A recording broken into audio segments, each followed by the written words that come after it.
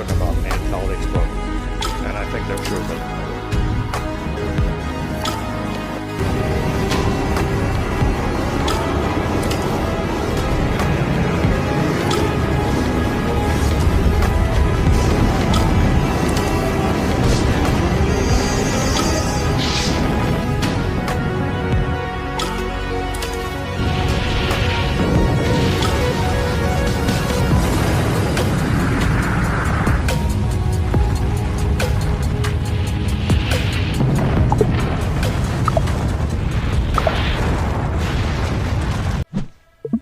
Seorang wanita berusia 90 tahun dari Valdres di Norwegia mendapat penglihatan dari Tuhan pada tahun 1968.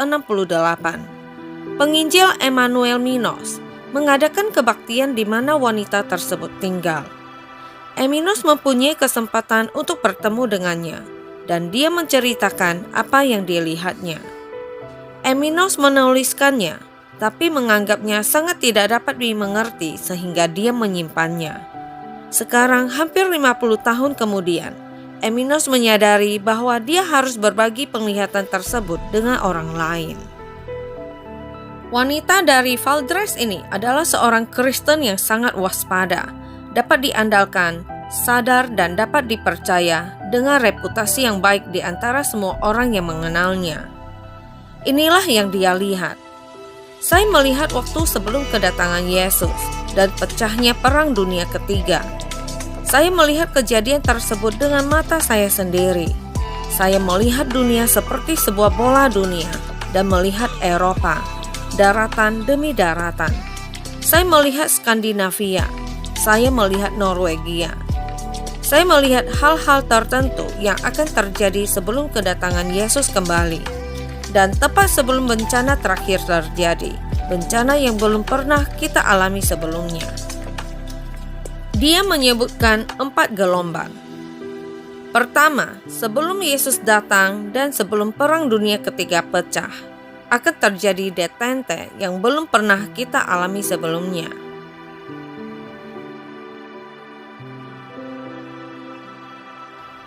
Akan ada perdamaian antara negara adidaya di timur dan barat, dan akan ada perdamaian.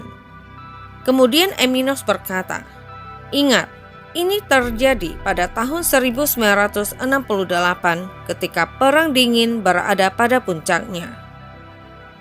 Dalam masa damai ini akan terjadi pelucutan senjata di banyak negara, juga di Norwegia, dan kita tidak siap ketika perang terjadi. Perang Dunia Ketiga akan dimulai dengan cara yang tidak pernah diantisipasi oleh siapapun dan dari tempat yang tidak terduga." 2. Kemurtadan yang tidak ada tandingannya akan menguasai umat Kristiani. Suatu kemurtadan dari kekristenan yang sejati dan hidup. Umat Kristiani tidak akan terbuka untuk khotbah yang mendalam. Mereka tidak akan seperti di masa lalu, ingin mendengar tentang dosa dan kasih karunia, hukum dan Injil, pertobatan dan pemulihan. Sebagai gantinya akan ada penggantinya, Injil kemakmuran. Yang penting adalah sukses, menjadi sesuatu, memiliki materi, hal-hal yang Tuhan tidak pernah janjikan kepada kita dengan cara ini. Gereja dan rumah doa akan semakin kosong.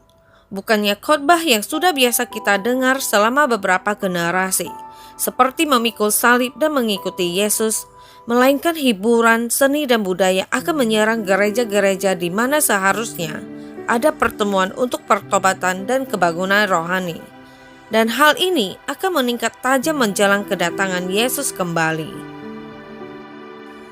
3. Akan ada disintegrasi moral yang belum pernah dialami oleh Norwegia pada masa lalu. Orang-orang akan hidup bersama seperti pasangan yang sudah menikah. Minos berkata, "Saya tidak percaya konsep cohabiter yang ada pada tahun 1968. Banyaknya kenajisan sebelum menikah dan banyaknya perselingkuhan dalam pernikahan akan menjadi hal yang wajar dan akan dibenarkan dari segala sudut. Bahkan akan masuk ke dalam lingkungan Kristen dan kita memelihara budaya tersebut, bahkan berdosa terhadap kodrat. Tepat sebelum Yesus kembali, akan ada program-program TV yang belum pernah kami miliki. Eminos berkata, TV baru hadir di Norwegia pada tahun 1968. TV akan dipenuhi dengan kekerasan yang sangat mengerikan, sehingga mengajarkan orang untuk membunuh dan menghancurkan satu sama lain. Dan hal tersebut membuat jalanan menjadi tidak aman. Orang-orang akan meniru apa yang mereka lihat. Tidak akan ada hanya satu stasiun di TV, namun akan ada banyak sekali stasiun. Eminos kemudian berkata, dia tidak tahu kata channel yang kita gunakan saat ini. Oleh karena itu, dia menyebutnya stasiun. TV akan seperti radio yang mempunyai banyak stasiun dan akan penuh dengan kekerasan. Orang-orang akan menggunakannya untuk hiburan. Kita akan melihat adegan pembunuhan dan penghancuran yang mengerikan satu sama lain. Dan ini akan menyebar di masyarakat. Adegan seks juga akan ditampilkan di layar. Hal paling intim yang terjadi dalam sebuah pernikahan. Eminos mengatakan, saya memprotes dan berkata, kami punya paragraf yang melarang hal semacam ini. Itu akan terjadi dan Anda akan melihatnya. Semua yang kita miliki sebelumnya akan hancur, dan hal-hal yang paling tidak senonoh akan terjadi di depan mata kita. 4. Orang-orang dari negara-negara miskin akan berbondong-bondong ke Eropa. Menurut Eminos bahwa pada tahun 1968 belum ada yang namanya imigrasi. Mereka juga akan datang ke Skandinavia dan Norwegia. Jumlah mereka akan sangat banyak sehingga orang-orang akan mulai tidak menyukai mereka dan bersikap keras terhadap mereka. Mereka akan diperlakukan seperti orang Yahudi sebelum Perang Dunia Kedua. Eminos berkata bahwa saya memprotes masalah imigrasi. Saya tidak memahaminya saat itu. Air mata mengalir dari mata wanita tua itu. Saya tidak akan melihatnya, tapi Anda akan melihatnya.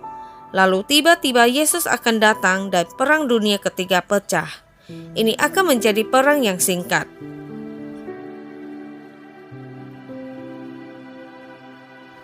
Semua yang pernah saya lihat tentang perang sebelumnya hanyalah permainan anak-anak dibandingkan dengan Perang Dunia Ketiga ini. Dan perang itu akan diakhiri dengan bom atom nuklir. Udara akan sangat tercemar sehingga orang-orang tidak dapat bernapas. Perang ini akan mencakup beberapa benua, Amerika, Jepang, Australia, dan negara-negara kaya. Airnya akan terkontaminasi. Kita tidak bisa lagi mengolah tanah. Akibatnya hanya tinggal sisa yang tersisa. Orang-orang yang tersisa di negara-negara kaya akan mencoba mengungsi ke negara-negara miskin. Mereka akan sama kerasnya terhadap kita seperti yang kita perbuat terhadap mereka. Saya sangat senang bahwa saya tidak akan melihatnya. Tetapi ketika waktunya sudah dekat, Anda harus berani dan menceritakan hal ini. Saya telah menerimanya dari Tuhan, dan tidak ada satupun yang bertentangan dengan apa yang dikatakan Alkitab. Orang yang dosanya telah diampuni dan menjadikan Yesus sebagai juru selamat dan Tuhannya akan selamat. Saudara-saudariku, ketika berbicara mengenai penglihatan dan penafsiran dari penglihatan, kita mesti sangat berhati-hati. Kita mesti ingat bahwa Alkitab telah lengkap diwahyukan dan memberitahukan segala sesuatu yang kita perlu tahu. Jika Allah memberi penglihatan, pesannya akan persis sesuai dengan apa yang telah diungkapkannya dalam Alkitab. Penglihatan tidak pernah boleh diperlakukan sebagai otoritas yang sama atau lebih tinggi dari firman Allah. Firman Allah merupakan otoritas tertinggi bagi iman dan cara hidup orang Kristen. Saya ingin mendengar pendapat Anda tentang hal ini. Apakah Anda percaya pada penglihatannya? Silakan bagikan pemikiran Anda di bagian komentar di bawah.